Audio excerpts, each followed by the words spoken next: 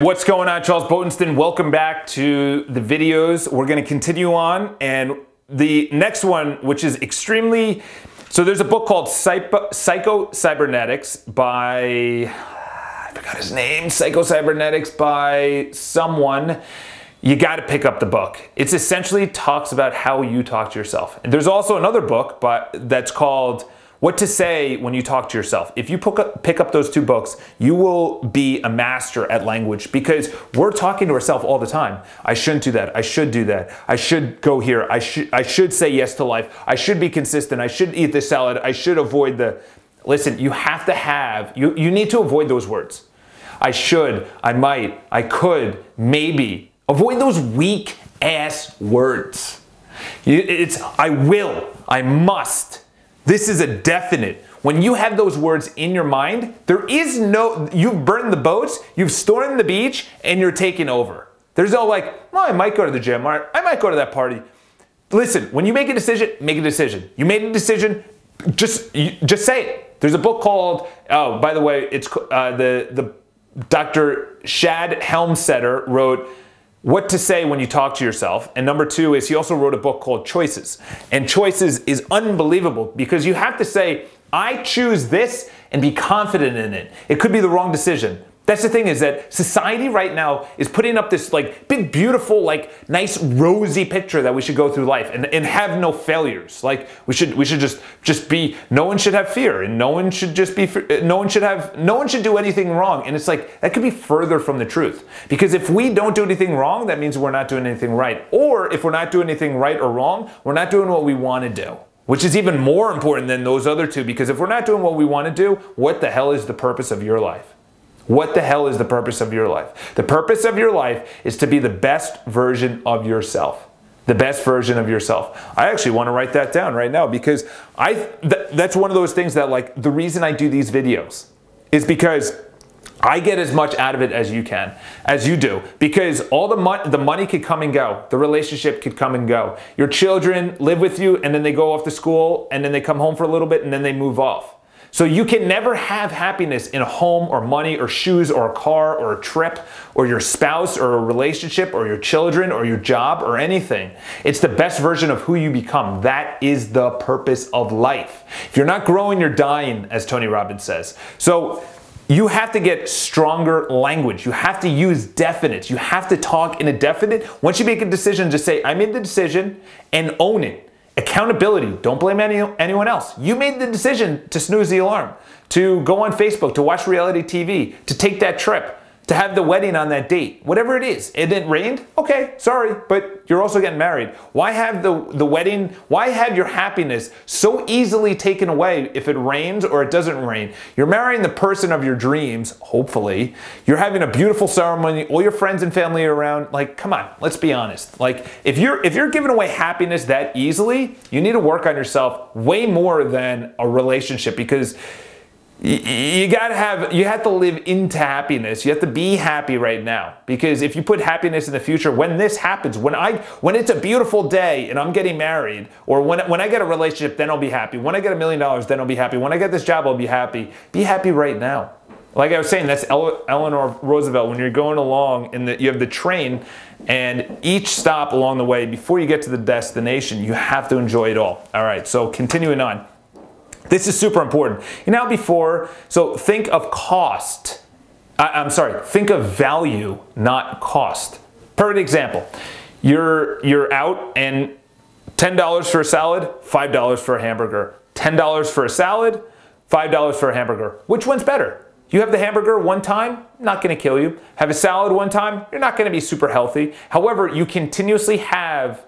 This is what I'm talking about before, is that consistency is everything. If you consistently have the hamburger, if you consistently smoke, wake up late, you don't go to the gym, your pain later in life will be way, way worse.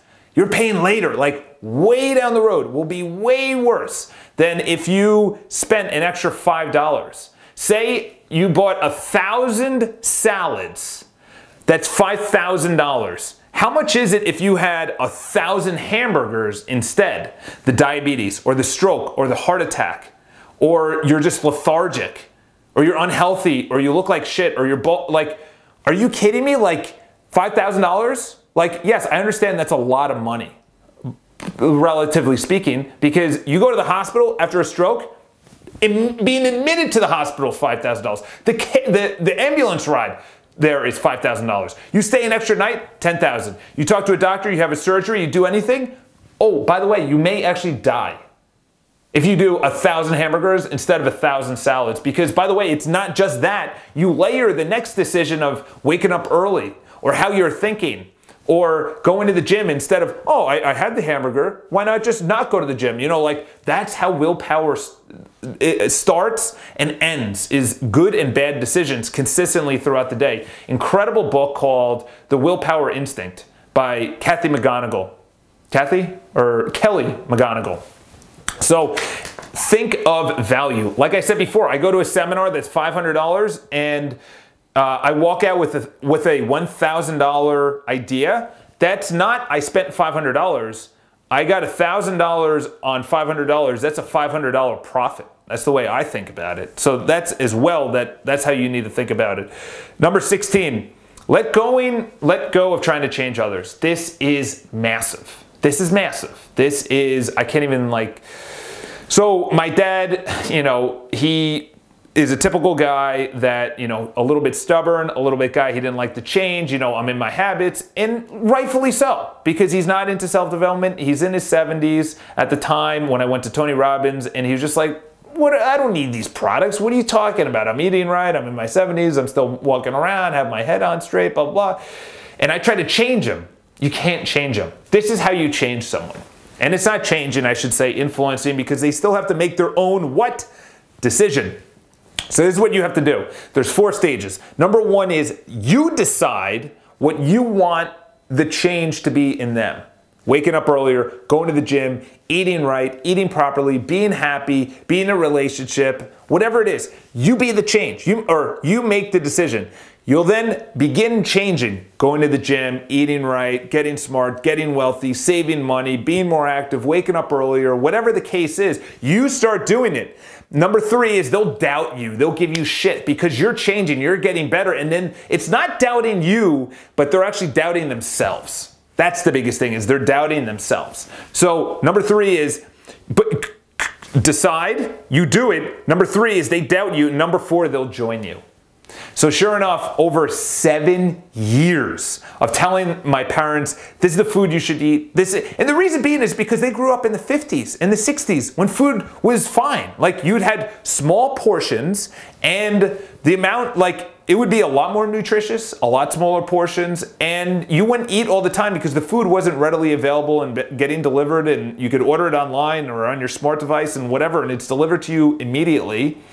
So it's totally different time, and now they're living in today's world and food is just easily accessible. The shittiest food is easily accessible.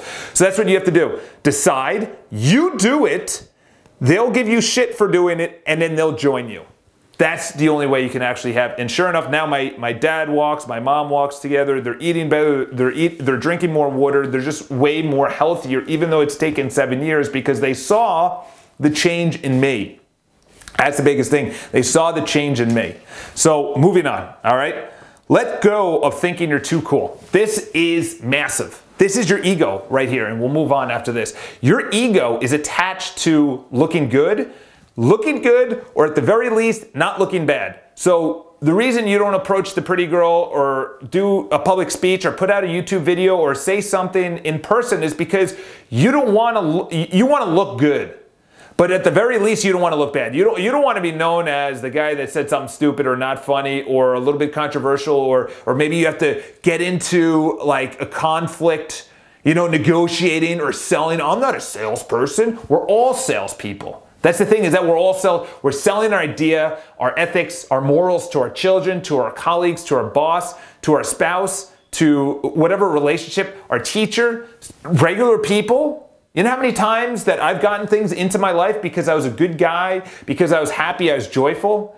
You know, like I'd be out at a restaurant and they would just give dessert because I'm like, oh, that's awesome. I banter with the waiter, and then the waiter comes over, he goes, hey, listen, dessert's on us, you know, or coffee's on us, or whatever. You know, it's like, it's not, see, people are like, well, you just told me to be healthy and everything else.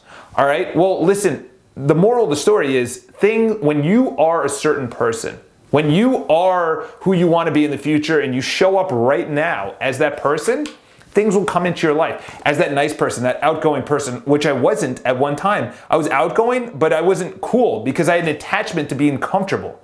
All right? Stop looking like the cool kid. Be self-deprecating. You know, who is your favorite comedian right now? Your favorite comedian, the reason you like your favorite comedian is because they're a little bit self-deprecating, they make fun of themselves or who they are or what they do or whatever. Those are the best ones where the audience is laughing together at the comedian. The audience is all together in on this funny joke about the comedian, about slipping and falling or whatever the joke is, all right? So stop looking so cool. Like, you know, you're attached to your ego.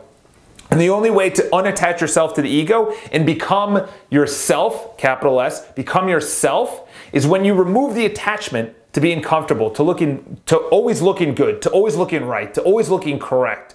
Or if I'm not correct, you're definitely wrong. Well, you said that, you did that, all right? So I'll leave it on that. We'll move on to the next video, but let go of thinking that you are too cool. So have an awesome day. I will talk to you guys in the next video.